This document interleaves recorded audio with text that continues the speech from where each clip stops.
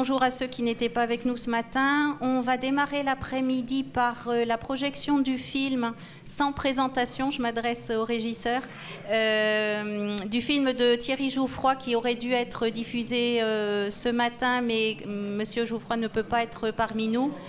Donc il a fait sa présentation sous forme d'une petite vidéo et on va donc commencer l'après-midi par là. Bonjour à tous, et tout d'abord un grand merci au Bouclier Bleu et aux organisateurs de ce colloque de m'avoir invité. Comme vous le voyez, je n'ai malheureusement pas pu modifier mon programme pour être avec vous aujourd'hui, mais il me semblait important de pouvoir quand même apporter ce témoignage sur ce projet majeur mené par l'UNESCO au nord du Mali, dont j'ai pu avoir des nouvelles encore tout récemment de la part de Ben Essayouti, l'actuel chef de la mission culturelle de Tombouctou. Voici donc, avec la magie de la technologie, ma présentation intitulée la question de la résilience dans le programme de reconstruction du patrimoine du nord du Mali. Alors, je vais m'intéresser plus particulièrement au cas de Tombouctou, qui est un des 4 biens du Mali inscrits sur la liste du patrimoine mondial en 1988, composé de 3 mosquées et de 16 mausolées. Justement, ces mausolées, c'est ce qui nous a préoccupés, puisque pendant l'occupation par des forces armées du nord du Mali en 2012, 3 séries de destructions violentes ont eu lieu au mois de juin, septembre et décembre. Alors, à partir de juillet 2012, il y a eu des mesures qui ont été prises, notamment par l'UNESCO et la communauté internationale, avec la mise en place d'un fonds spécial d'assistance géré par l'UNESCO, l'adhésion du Mali au 2e protocole de la Convention de 1954, et puis la mobilisation de la Cour pénale internationale. En parallèle aussi, ont été préparés des passeports et cartes du patrimoine qui avaient pour objectif de proposer donc aux forces armées maliennes qui seraient amenées à faire une contre-attaque dans le nord du Mali, donc de posséder des éléments graphiques leur permettant de reconnaître le patrimoine dans leurs opérations. Et donc ce fut effectivement des documents qui ont été utiles, puisque le 28 janvier 2013, quand une colonne de blindés franco-malienne entrera à Tombouctou pour la libérer, ces passeports seront utilisés pour s'orienter. Alors, le 3 février 2013, assez rapidement, donc, le président François Hollande se rendra à Tombouctou en compagnie de la directrice générale de l'UNESCO, Irina Bokova, ce qui permettra donc, là encore rapidement, de mettre en place un groupe de travail par l'UNESCO et l'organisation d'un meeting international par le ministère de la Culture de la France, avec et donc à l'UNESCO à Paris. Cette réunion a débouché sur une déclaration commune conjointe du Mali, de la France et de l'UNESCO qui était intitulée « Nous reconstruirons les mausolées de Tombouctou ». La situation était donc plantée et fin mai 2013, une première mission d'experts sera organisée par l'UNESCO au Mali avec l'aide des forces armées de la MINUSMA. On voit ici les images de la destruction et donc des visites qui ont été faites, qui ont permis donc de voir quelles étaient les conséquences de l'occupation sur le patrimoine de Tombouctou. Et donc les constats, c'est que 16 mausolées étaient quasiment entièrement détruits, que la porte secrète de la mosquée de Sidi Yahia, elle aussi, avait été entièrement détruite. D'autres conséquences sur les musées et les bibliothèques de manuscrits qui avaient été affectés, sachant que heureusement donc, les manuscrits avaient pu être déplacés sur la ville de Bamako, mais des conséquences aussi un petit peu plus indirectes du fait de l'abandon du tissu historique par les populations et donc des maisons restées abandonnées ou pas, voire peu entretenues, ce qui a apporté un certain nombre de dégradations au fur et à mesure. Le 8 juin 2013 donc, sera organisé un séminaire avec des experts internationaux et des experts nationaux qui va permettre de fournir les bases pour le développement d'un document de stratégie et un plan d'action. Ceci dit, ce travail a été fait sur plusieurs mois, a demandé en fait une phase de préparation, notamment pour recueillir des compléments d'informations sur notamment les mausolées qui avaient été assez peu étudiés, et notamment donc, tout ce patrimoine immatériel associé. Donc l'idée était de comprendre mieux l'histoire, les valeurs, les responsabilités, mais aussi les pratiques de conservation et d'entretien traditionnel de ces mausolées. Tout cela a débouché début 2013 sur une stratégie pour une action durable, en vue donc d'instaurer une situation de résilience. Cette stratégie était composée de 4 axes. Le premier, étudier et connaître. Le deuxième, restaurer et reconstruire. Le troisième, renforcer les capacités institutionnelles et professionnelles. Et enfin, capitaliser et diffuser. Plusieurs principes directeurs avaient été aussi établis, dont je présente ici les principaux. Donc, le premier principe, c'était d'accompagner le Mali dans ses efforts de reconstruction.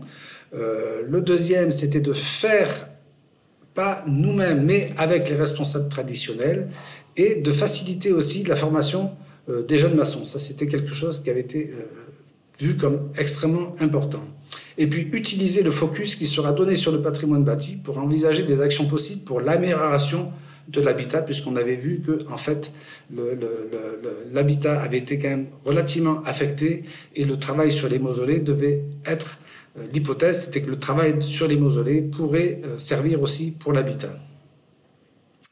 Donc toute l'équipe constituée est passée par un certain nombre d'études préalables avant de se lancer dans les travaux, des relevés architecturaux, mais aussi un petit peu d'archéologie avec des sondages ciblés sous forme de puits qui nous ont permis de mieux comprendre l'historique de ces mausolées et notamment qu'ils avaient beaucoup évolué dans le temps et avec des fondations parfois à 4, 5, voire 6 mètres sous les mausolées visibles aujourd'hui. Donc c'est des découvertes extrêmement intéressantes qui ont pu être faites à l'occasion de ces travaux. Tout cela a débouché donc sur des études qui ont permis le lancement officiel des travaux de reconstruction le 14 mars 2014.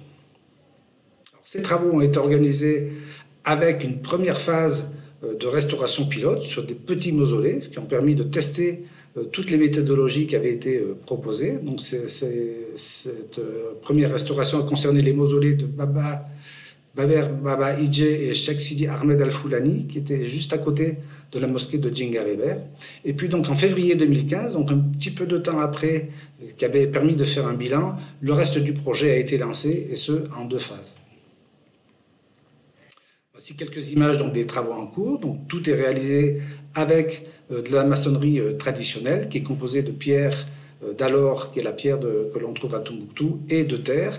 Et puis les toitures sont en troncs de palmier et recouvertes de nattes puis de terre. Voici des images des travaux sur le terrain, avec, on le voit, l'implication des jeunes maçons, mais toujours sous l'œil expert du chef de la corporation des maçons qui regardait bien et qui du coup avait un rôle de formateur extrêmement important. Donc, fin octobre 2015, la reconstruction sera terminée. On voit ici plusieurs images des mausolées, donc avec des images de avant, après destruction et à reconstruction à droite. Voici le mausolée de Ben Ammar, après sa reconstruction. Le mausolée de Alpha Moya, qui a sa forme toute particulière, légèrement pyramidale. Le mausolée de Al-Tawati au premier plan et celui de El-Miki à l'arrière-plan. Alors, en parallèle donc, de ces travaux, ont été lancées d'autres choses, d'autres activités complémentaires, et notamment donc, un travail qui a été fait sur la ville de Tombouctou, avec l'assistance pour les familles en difficulté, au niveau d'une 50aine de maisons qui ont impliqué la municipalité de Tombouctou, l'AIMF, la Direction nationale du patrimoine culturel et aussi Cratère, un projet donc, qui a été reconnu avec le prix international CGLU. Le 19 septembre 2016, l'inauguration de la remise en place de la porte secrète de Sidi Yahya a aussi été inaugurée.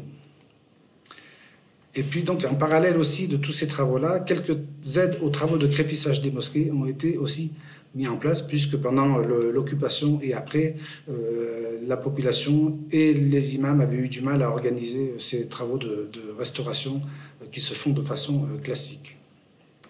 Alors, quelle est la situation actuelle en 2019 ? En fait, la situation actuelle au niveau des monuments, donc les mausolées, on peut le dire, est intimement liée à la situation du Mali et notamment à la question de sécurité. Comme on le voit sur une des images récentes du tombeau d'Alpha Moya, on a toujours la présence des forces armées de la MINUSMA, ce qui sous-entend que la sécurité au niveau du Mali n'est toujours pas une situation qui est réglée.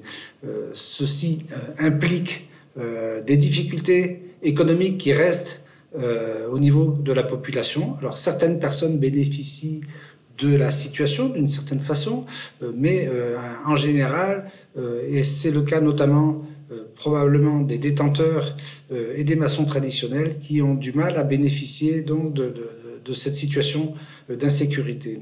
Ce qui fait que, en fait, au niveau des mausolées, on s'aperçoit que l'entretien n'a pas été refait. Alors, 4 ans après, 5 ans après, en fait, on s'aperçoit qu'il y a des érosions, notamment du côté des murs est, qui sont les plus exposés aux pluies violentes qui s'abattent sur Tombouctou régulièrement chaque année, 4 ou 5 fois dans l'année, pas plus, mais qui sont suffisantes pour arriver au genre de dégradation que l'on peut constater. Donc ce qu'on s'aperçoit, c'est qu'en fait, cet entretien n'a pas été fait. Donc dans l'idée d'une résilience et d'une capacité des gens de prendre en charge l'entretien de ces mausolées, on peut d'une certaine façon être déçu. Inversement, donc, ce que l'on sait et qui m'a été confirmé donc récemment, c'est que les mausolées sont très fréquentés. Donc ça, c'est un point aussi extrêmement positif. Alors, pour relativiser cela, je vous propose de regarder quelques images du passé, dont qu'il est toujours intéressant de revisiter pour bien comprendre les situations d'aujourd'hui. Et ce qu'on s'aperçoit en regardant les documents à notre disposition, c'est que les mosquées de Tombouctou, puisque là je n'ai des photos que pour les mosquées, ont eu des cycles comme cela d'entretien assez important et d'entretien moindre, sachant qu'une des pratiques à Tombouctou, on est des commerçants, c'est aussi d'essayer de trouver un généreux donateur qui va financer les travaux.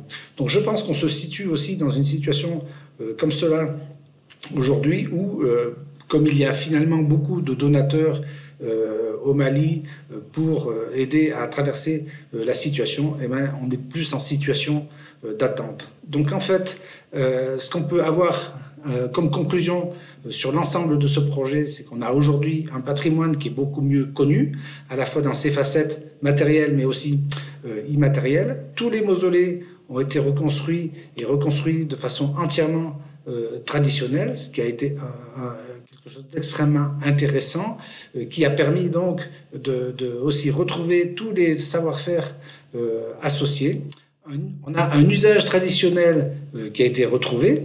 Alors la question de la résilience reste donc posée, avec des savoirs qui sont enregistrés, des guides d'entretien des mosquées qui sont existants. Donc ça, c'est une force extraordinaire. Ça n'existait pas au moment où donc les mausolées ont été détruits.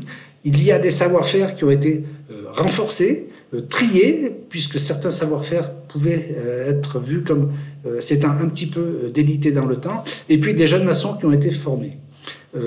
Du coup, la question qui reste, c'est toujours celle de la décision, de la prise en charge et du financement de l'entretien qui, pour ce genre de monument, doit être fait tous les 3-4 ans. Ce serait le cycle normal du crépissage pour ces mausolées. Je vous remercie de votre attention. Je suis encore désolé à nouveau de ne pas être parmi vous pour répondre à vos éventuelles questions. Pour plus d'informations, vous pouvez vous rendre sur nos sites web qui sont indiqués sur la diapositive ici. Et entre autres, vous pourrez y trouver la toute dernière publication qui a été faite sur le projet, dont vous voyez ici la couverture. Et j'espère que cette contribution à distance aura été utile et je vous souhaite à tous une très bonne suite de conférences.